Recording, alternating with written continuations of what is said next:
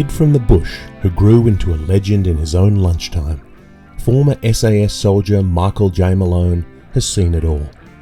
This is Never Die Wondering, Mick Malone in his own words, hosted by the man himself, Mick Malone, along with Toby Malone, as they examine this long, storied career in the Australian Special Forces. Join us each week for behind-the-scenes insight, exclusive readings, and brutally honest truths from a true original. Welcome to Never Die Wondering.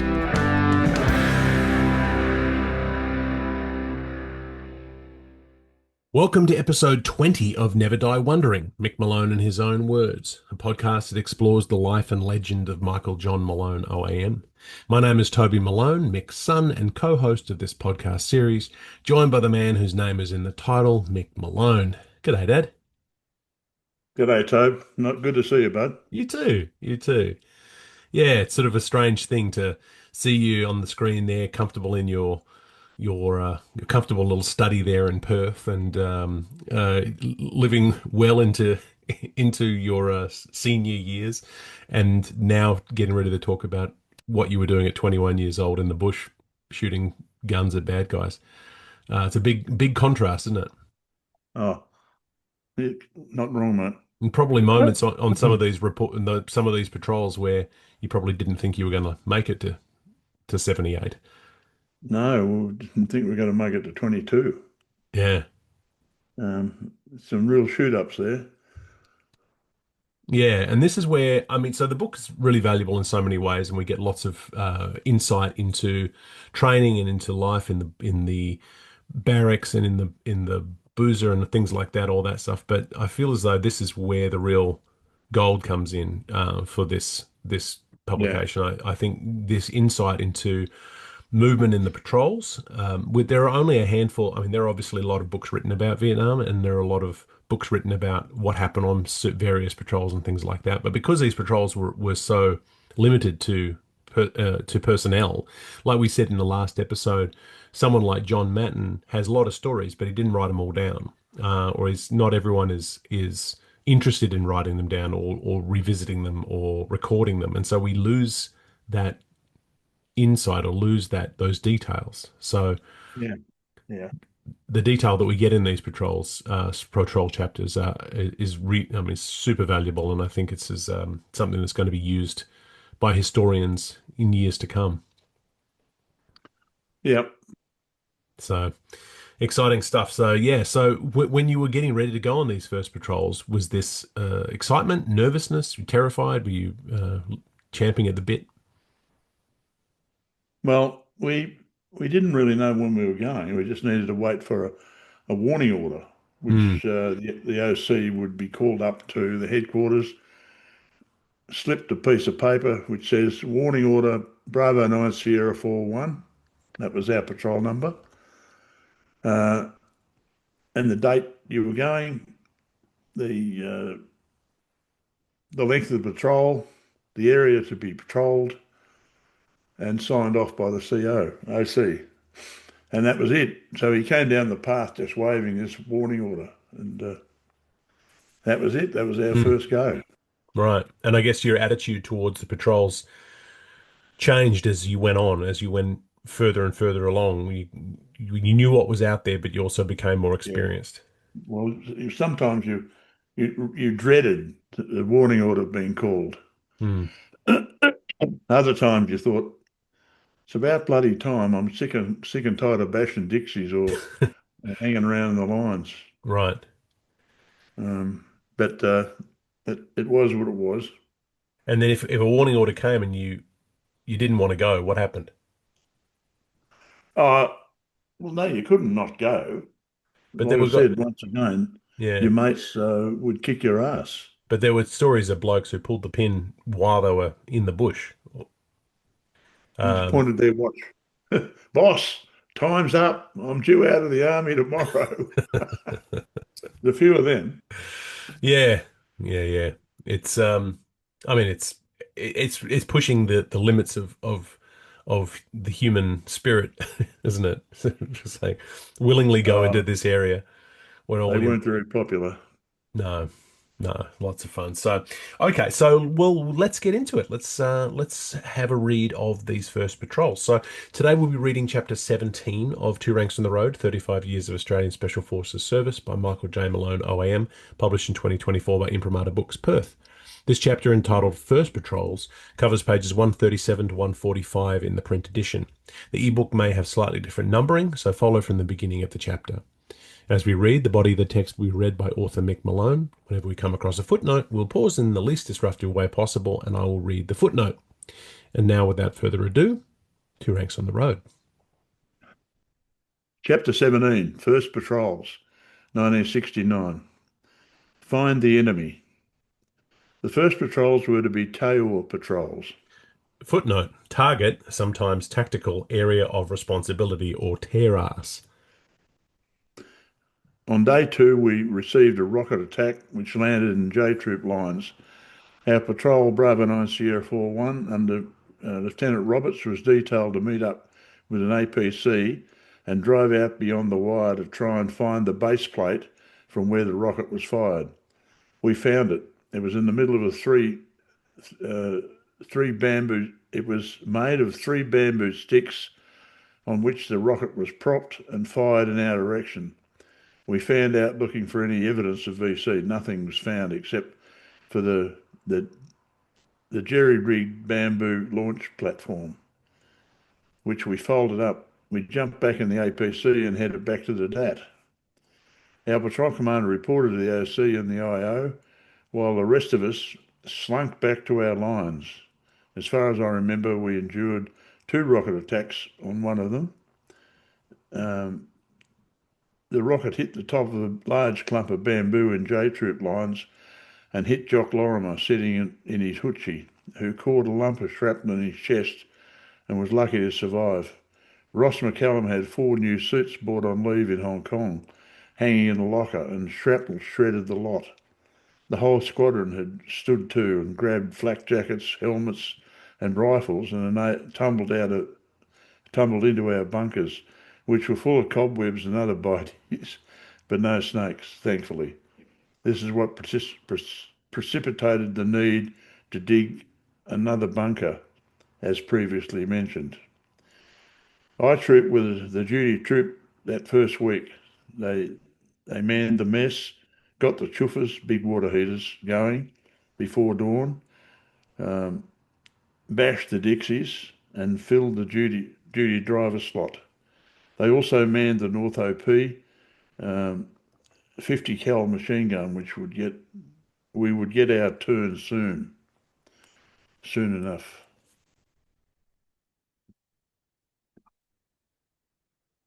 Lining up for meals was always fun.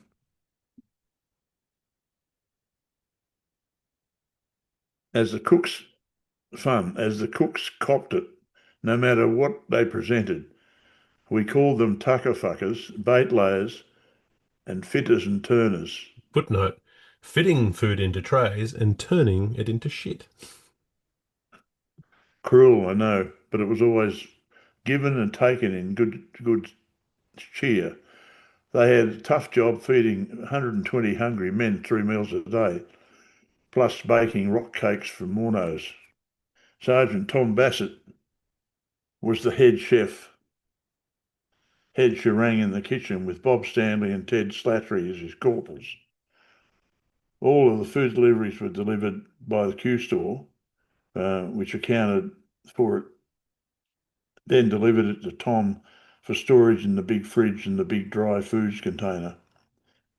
The duty blokes peeled the spuds and any other sous chef tasks required.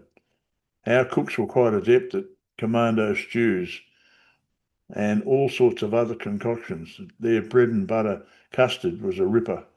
We never saw much fresh fruit, and the milk came frozen in 4-gallon drums. But we were young and hungry to worry about. We were too young and hungry to worry about the elegance of the cuisine. To us, it was staff of life. Pretty soon, it would be ration packs in the bush. We had Australian hardtack rats for the dry season, tins and the like, and American long-range patrol lerps dehydrated packs for the wet season, with all sorts of remarkable menus such as chili con carne, spaghetti and meatballs, beef hash. Cigarettes also came with the US packs, um, which were most welcome. A small 5 pack of Winston's generally was just the shop. Um, we would never get to smoke any more than 5 in a day unless you were with Clem Dwyer, who was a virtual chimney, smoking one off the other at every stop.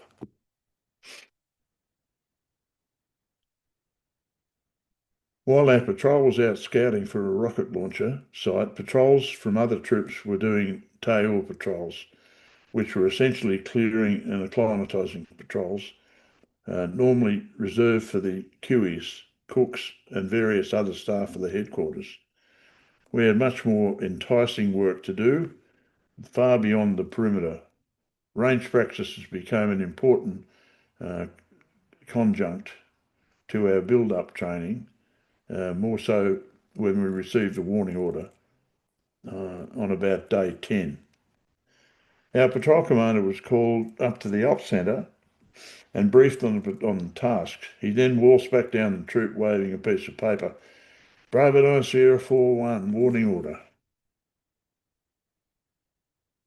He read some of the details out uh, in a MIDI SMEAC.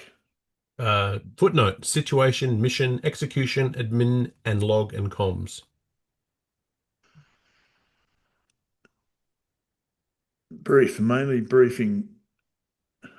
Main briefing to show, briefing to follow once he had relevant maps. We were to deploy for 6 days in an area to the north of Nuridat Main Task Force, Recce. Our AO was 16 grid squares of 1,000 each, and the main role was to find the enemy and report his movements on major and minor tracks.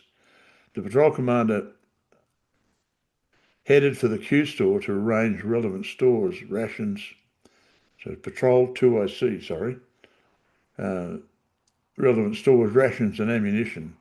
Our patrol consisted of Lieutenant Roberts, PC, Pancho Kirquez, 2IC, Mick Malone, SIG, Terry Hancock, Forward Scout. Footnote, our indefatigable scout, Terry, left the squadron on RTA and spent some time in the main Q store before quitting to go back to his family farm in New South Wales. He was a good soldier. And Dixie G, Medic. Weapons carried were 2 M16s, 1 M16 under and over, 2 SLRs, and 1 M79 40mm.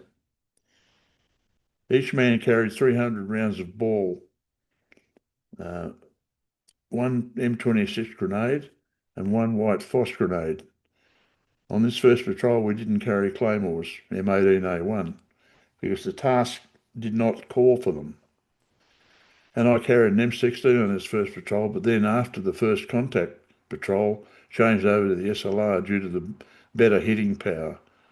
A 30-round mag on an SLR makes it quite a heavy thing to carry, and 300 rounds, 15 mags of 20 rounds, is a heavy load, and when combined with 6 days water and hardtack rations, pack horse level.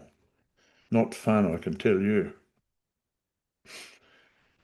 Once the maps were distributed and we went down to found for our briefing, things swam into focus. The big province map on the wall and the smaller AO map outlined the area in which we would be operating for the next 12 months. After this briefing, I walked to the ComSend for my signals brief and to pick up the ANP PRC 25 set with spare battery and an ANPRC 64 set with 2 spare batteries and a modified Morse key. I also picked up my OTLP, one-time letterpad notebook, code book, which was the first one I'd handled since New Guinea. Each book had a corresponding double held by the SIG shack. There were none others in existence. If I lost mine, the SIGs would destroy theirs. It is probably the most unbreakable code of them all, used by embassies around the world. As a result, I carried this book with some trepidation since I turned out to be quite adept in cacking up messages throughout my tour. Incoming messages were usually decrypted by the patrol commander.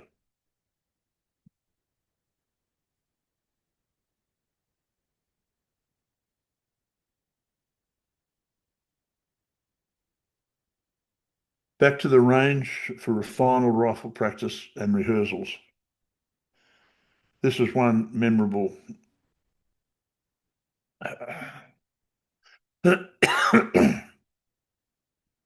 This was memorable as there were three Centurion tanks on the range, uh, making lots of noise. One tank commander yelled, "Firing canister!"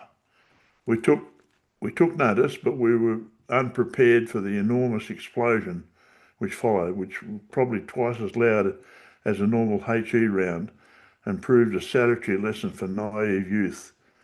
Once we had completed and our rehearsals and range practices, we drove back to our lines in the hill. We wouldn't be heading out. We would be heading out late tomorrow afternoon by chopper. We're on the dry now, given the effect grog can have on seriously sweating. A brief final briefing and seeing mates, then it was off to pack your gear under the watchful eye of Pancho, our 2IC. 6 days rations were weigh a lot, especially with the addition of 6 days water, where at least 2 bottles were required daily, possibly three. We'd been issued old Brit Bergens with a back-killing A-frame, which we had worn in New Guinea and had been a mainstay in Borneo, but we hated them and were determined to get something better, like the US Alice pack or the SF pack on a metal frame. That 2 Squadron had purloined from the SEALs. This was the best pack, but they were hard to get hold of. We'd been issued with US cam suits, which were infinitely better than the ridiculous pixie suits our own system had come up with. We still had to wear them around the DAT and only wear our cams on ops. The US cams are ideal for the jungle, as they were made in lightweight ripstop material, and given the amount of wait a while bushes we came across, Footnote, a jungle vine with spikes that, when caught in your clothes, you have to wait a while. they were perfect. In essence, we could wear what we liked, but carry what we liked, configure our webbing as we liked. Whether to carry 3 water bottles on our belt or 2 was up to the individual. The same with rations. It was advised to split the rations in camp, i.e. leave out what you didn't want and package each day's rations separately. Those of us who smoked had waterproof packets to hold and one packet of 20, enough for 6 days. In our packs, we carried one-man hoochies, a silk blanket, and an army woolen jumper to wear at night, although these were supplanted later on when we got hold of US issued sleeping shirts, which were the best things. All of this stuff was individually wrapped in soft plastic in case we crossed a creek. Final inspection entailed a Q&A session. Mick, where are the codes? Answer, trouser pocket left side, and produced them for all to see. Then it was a jingle test. Everyone had to jump up and down to ensure their gear never jingled. Ammunition was checked, and at least one member carried one in 5 tracer.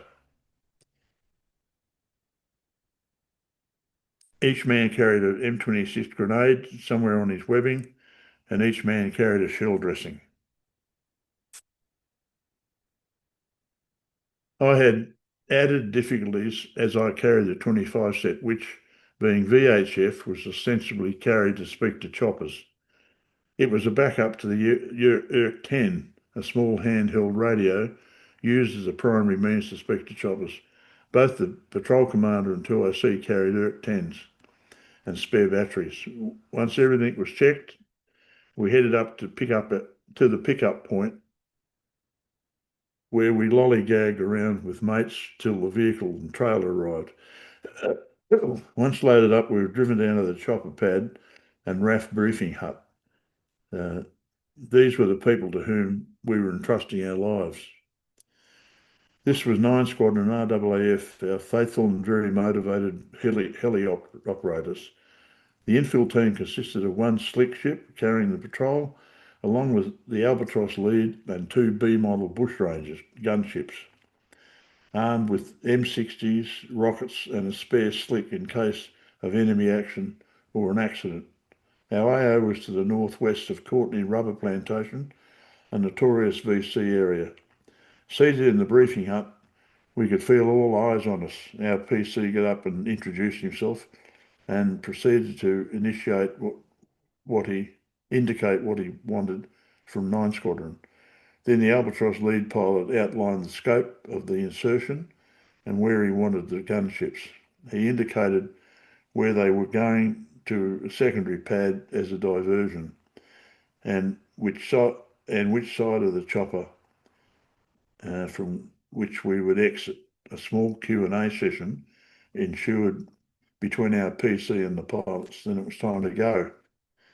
We walked out on the kangaroo pad where our lift was waiting. We boarded in a particular order and they cranked them up. I could see SAS Hill off to one side and wondered what all my mates were doing. It was late in the afternoon, so when we landed and scarpered into the J, it would be getting close to dark, thus allowing us to go to ground in case Sir Charles had spotted us. As the skids touched the ground, Terry Hancock leapt out and ran for the tree line, closely followed by the rest of us. 20 metres into the bush, uh, we propped to get a breath and waited till the sounds of the chopper had receded. We sat and listened for a further 10 minutes before the PC indicated his preferred direction of movement. Terry stood up and moved off, followed by the rest of us. One of my jobs as SIG was to pace. I counted every left foot, which was around a metre. I marked every 100 metres on my trouser leg and was able to record pretty accurately how far the patrol had travelled and in what direction. It was very quiet moving through this different bush. Every man carried a pair of secateurs from which to cut through bamboo and clear bed spaces. These are a very useful piece of kit. As it was dry season, we walked very slowly and deliberately on the side of the boot, trying not to step on cornflake type dry leaves on the ground. All the while watching our arcs and the man in front and behind. The ground was generally flat with no sign of the enemy on that first afternoon. The PC picked a reasonably thick piece of scrub and propped. We listened for 15 minutes and moved again. By this time it was getting quite gloomy, so we sought out an ideal LUP. Footnote, lying up position. Sat down on our packs and again listened. We faced out, as did most patrols at this time, far enough apart to not hear any noise made by the other members of the patrol, but still close enough to hear whatever the PC whispered. Darkness seemed to sweep in very quickly as we cleared our bed spaces and prepared our bedding. Mozzie nets and hoochies were not erected. It wasn't going to rain or anything. We had been issued with an extremely effective and strong mozzie repellent in New Guinea, which we were again issued in Vietnam. Footnote, this stuff was so effective it kept everything away and even melted our issued plastic Mickey Mouse watches.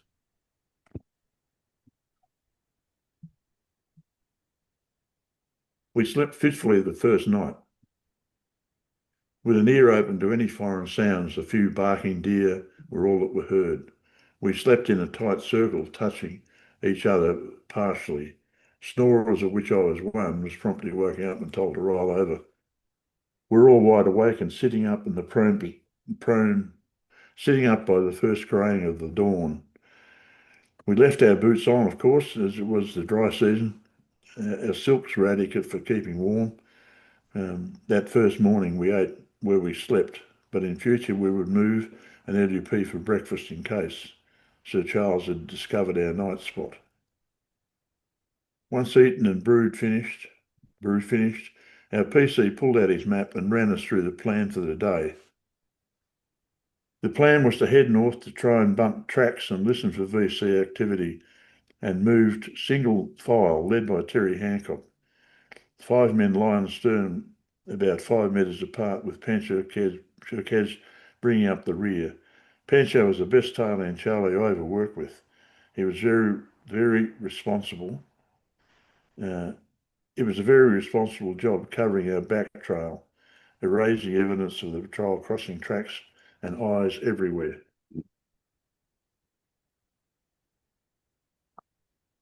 By midday, park time, we had not encountered sign, sounds, or anything. The enemy, being native to the land, knew all about the heat of the day and would basically sit under a tree and have a siesta. So we learned to match this pattern. We propped at the height of the day to listen, grab a quick brew and a bite to eat. Our rations were in daily lots, packed by each of us back in the DAT. Hexamine stove with a packet of Hexy tablets with a spare packet in the pack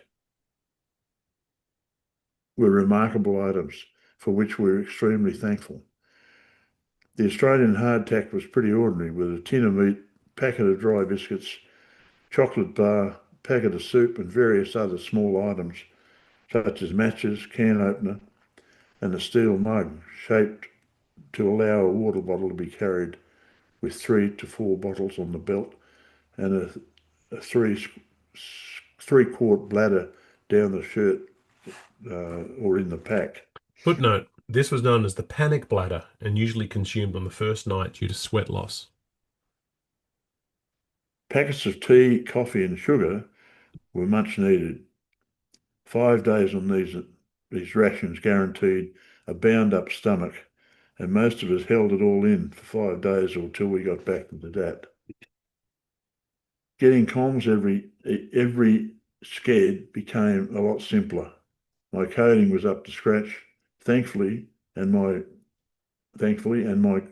ground wire aerial worked a treat as our AO comms boomed in. I was pretty thankful I did not have to put up a dipole, and we worked exclusively in Morse on the 64 set. As Sigs back at the DAT could tell who had come up by the standard of the Morse, they were jets at this, and we were forever grateful. Thankfully, there was no comms Malone.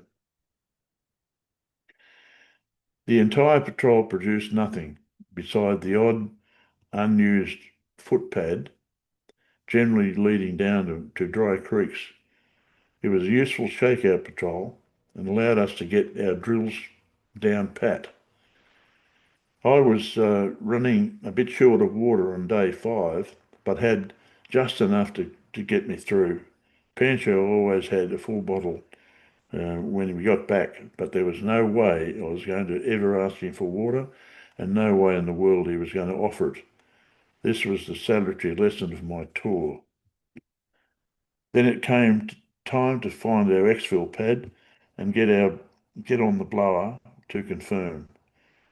Then, spot on pickup time, we were called by the inbound chopper on the ERP 10. We could hear the waka waka sounds as the chopper's blades and the PC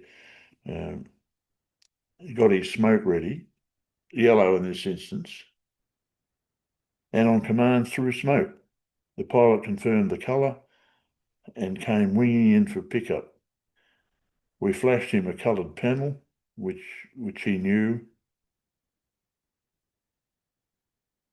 and she knew. He was on the ground with the light fire team in close attendance, who thankfully were not needed. We ran for the open door where one of the door gunners sat and piled on board. The old B model Huey didn't allow much room for 5 men in packs, but is what it was, and we made it safely back to NADZAB pad on SAS Hill. Some of our mates were there to meet us, along with the OPSO. When the helo flew away, we went to the test fire pit, cleared our weapons. Once cleared, we headed for the lines to drop our gear and breathe a sigh of relief. Carried our rubbish with was des- carried out rubbish was deposited in a large rubbish bin. It was good to get this stinking outfit off, grab a towel and cake of soap, and head for the showers for a quick tub, as we would be required for the debrief ASAP. A clean set of clobber on, thongs on the feet, and a few quid MPC in the skyrocket. Then it was up to the boozer. Before that, I had to return our radios and codes to the Sig Shack and have a quick yarn about how shithouse my comms were. They were so cruel, those Sigs. Gino and the boys were very kind to me on this occasion. Our chooks were champion blokes, always with a friendly smile and a bit of a yarn. These were the vital elements in our success up there. End And of that chapter. and that was chapter 17 from Two Ranks on the Road, 35 Years of Australian Special Forces Service by Michael J. Malone, as read by the author. All right, so a quiet start to the first patrol. Very much so, but chits were trumps. It was the old 5 cent, 10 cent. Yeah, yeah, At and the we'll end of the see. day, you never knew where Charlie was, and he could appear anywhere with his little footpads running everywhere. But you were And saying, I mean, you were saying at one point, maybe say it later in the book, is that they figured out pretty quickly that the Australians were to be avoided, so they just went around you. they did. We were called Beat Kick, Phantoms of the Jungle. Hmm. Which was a They very never heard famous it. famous title for a book later on. Yeah, yeah. No, they never heard us. They never saw us until it was too late. And all of a sudden, the claymore would go off. We'd grab a few weapons and packs or whatever they had and bolt into the bush. Mm. And any follow-up patrol would lose our scent pretty quickly. Mm. Oh Yeah, no, but we but were pretty good at what we did. you had a lot of these quiet patrols where you traveled only a short distance and you were out there for a week and not much happened, but that doesn't mean that they weren't there. They didn't Yeah, engage. that's it. Yeah. Other times you found creek lines full of water and a whole bloody camp set up down there and Mm. bunkers and everything. Um, and it was on for young and old. Yeah. Anywho, Yeah. But that discipline, the walking on the sides of the boots and the um yeah, I get, just being able to be quiet through that, using the secateurs to cut your way through the bush and moving one step at a time. Kind of amazing stuff. I'm well, always some of impressed these by it. patrols only did 100 meters a day. Yeah, it's incredible. So quiet and so slow. And it was all made wait a while. And you had the forward scouts there with a pair of secateurs cutting pieces away slowly. Hmm. Yeah, yeah. And I mean, and there's a lot been made um, of the difference between, not to be controversial, but the losses the Americans um, uh, sustained compared to what the Australians did. And whereas this kind of delicate action, this kind of slow moving action was very different to what we see in American media with the Americans Yeah. stomping their way through the bush noisily. Oh, And they I've, also had groups like SEAL teams and special forces groups who emulated what we did. hmm Um, some of them came down to the DAP and practiced what we did. Some of them didn't do it very well, as I spoke about later on about a hmm patrol getting ambushed on the LZ. Right. Um, and that was a no-no, of course. The LZ was the last chance to get out. And if you were compromised on it, you were in deep strife. Right. Right. Right. Yeah, so it's a very different kind of war. I think, like I said, the kind of Vietnam that we see in a lot of American media is, like in Forrest Gump or Tour of Duty or Yeah. um, um, or uh, Full Metal Jacket or Platoon, it's very it's a lot of bravura. It's a lot of Oh yeah. swaggering through the bush and shouting and stuff like that. And um, it and then obviously their losses reflected that. There's a lot of Americans were lost, but then a lot of the Americans who were lost weren't highly trained soldiers. They were 60,000 killed. conscripted, so a different kind of battle. So yeah, so this sometimes reading this it feels very foreign to our perception of what Vietnam was. Yeah. Being yeah, and then the discipline that's required in terms of being out there for a week, counting the every left step on your leg for Yeah. or every Uh, counting the steps. It's an amazing kind of discipline that was required. Well, I had a little counter on the rifle, Right, uh, little sheep counter right. that taped um, the forestock of the rifle. So you check that every half an hour and wrote down what it was on, Hmm. wrote it on the leg and the Yeah, direction going. It good worked out well. Good system. yeah, yeah, yeah. And then the water discipline, Oh, mate, trying to get that water to tragic, you tragic. used to talk about how when you were in the bush you just dream of cold water. Oh yeah, that's all you ever dreamt of. Bugger the women, bugger the rest of it. It's just cold water or Yeah, any water. Like in New Guinea, we hunted those pigs out of the hollow, the wallow, yeah, yeah. Just filled get their anything. water up, and then chlorinated them so heavily you couldn't drink it. But it was better than nothing. Right. And you say and that Pancho Kirkez was the man to emulate when it came Oh, mate, to holding he on to drank his out of a water. bottle. He undid the top of his thing and poured it into a little tiny cap, and that was it. One of them put his bottle away. Right. Whereas me, Yeah, not thinking about Wednesday. You just straight into it. I, I knew I'd Yeah. never get any water with him, so I didn't think about that. Yeah. Yeah, and I guess I mean there were sometimes I guess there were opportunities where you came across water sources out Oh, there. absolutely. If we came across water, we tended to prop and check out for sign, and then one man at a time, covered by the rest, fill his bottles up. And a lot of the blokes had those big pommy bottles from Borneo, which had a big top. Hmm. So one scoop of water and she'd be full. Whereas the Australian one was a little tiny cap thing like that. And you had to hold it under to bubble the water in. Right. So yeah, a bit of that. Yeah, yeah. And then I guess during the wet season it would be different again. You'd have Oh, during the wet, just hung a tent out and caught water every day, yeah. 5 o'clock in the afternoon, and filled everyone's bottles up. And then in terms of photos, there's some photos on page 141 of this chapter. Photo of a Huey helicopter. Um, I'm just holding it up to the screen there if you're watching on YouTube. Huey on NADZAB pad, Nui Dat. So how was it getting into those Huey? I mean, said you had you seen much of those in trainings, helicopter and getting in and out of Oh helicopters? yeah, saw them first at Singleton, sorry, Ingleburn. Right. We flew in them in training. I saw them in New Guinea, Oh, okay. but generally not to this level.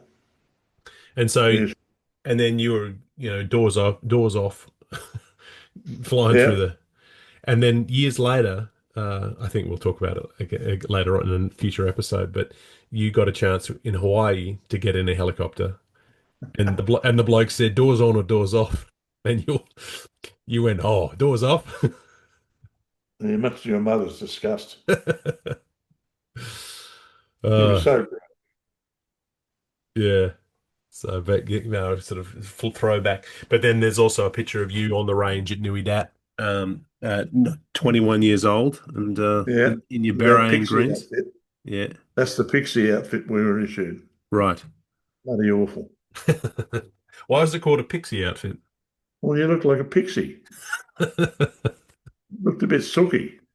Right. Okay. So, yeah, fair enough. Yeah. So that's good. So yeah. So obviously we've got a quiet patrol to start with. We're going to get some less quiet patrols in future. Did you get back when you got back after that first patrol when nothing had really happened? Were you relieved or disappointed that you hadn't got a chance Big to? relief. Big relief because that was it. It was the one where we expected to. Some patrols got their arse shot off on those first patrols, Right. but we didn't. We didn't. We didn't see anybody, and I was just thankful for that. Yeah. Uh, So I got a chance to sort of acclimatize to what you were to expect. yeah, yeah. We wanted to be eased in, not hauled in. Yeah. No, fair enough. Well, it will come. It will come. Um, So that is all the time we have this week for Never Die Wondering. Join us next week for the next installment in our exploration of Mick Malone's career as we get into the 18th chapter of the book itself, entitled Debrief and Resup. If you have a copy of Two Ranks, read along with us. I've been Toby Malone, and thank you to Mick Malone for amazingly joining me on this journey. Thanks, Dad. Mate, you're a gem. This has been Never Die Wondering, Mick Malone in his own words. For links to purchase your own copies of Mick's books, visit the show notes or mickmalone.com.au. This podcast is produced by Toby Malone, Joe Malone and Mick Malone, and engineered by Toby Malone. Theme music is The Happy Wanderer, the official SAS march, as reimagined by Cormac Malone and Meg Logue Malone. Yes, this is a family affair. This is a GM production in association with Imprimatur Books.